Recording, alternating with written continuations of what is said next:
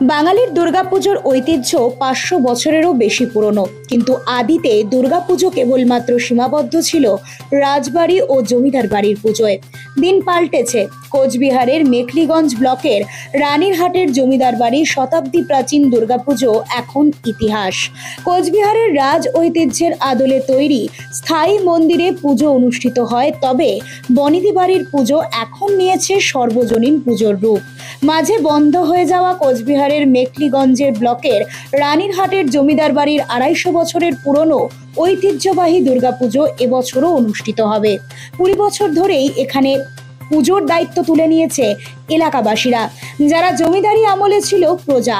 কোচবিহারের রাজ আমলে নির্মিত স্থাপত্যের নিদর্শন হিসেবে রানীরহাটের জমিদার বাড়ির দুর্গামণ্ডপ যেন আজও ইতিহাসের সাক্ষ্য বহন করে চলেছে, কিন্তু অবহেলায় তা আজ ভগ্ন প্রায়।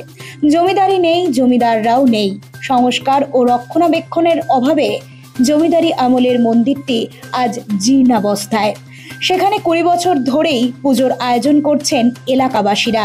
আয়োজকদের পক্ষ থেকে পদমন বর্মন জানান, সরকারি সাহায্য ছাড়াই চলছে পুজো। এটা হচ্ছে আমার ২০তম পুজো হচ্ছে। আচ্ছা, এইটা কার আমলের পুজো হচ্ছে?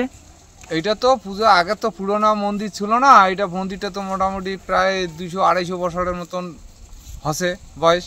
তো এখন তো তার মাঝখানে তো রাজার আমলে তো রাজার ঘর পুজো করছে, মানে যে জমিদার পুজো করছে। এখন তো মনে হয় মাঝখানে প্রচারে বন্ধ ছিল।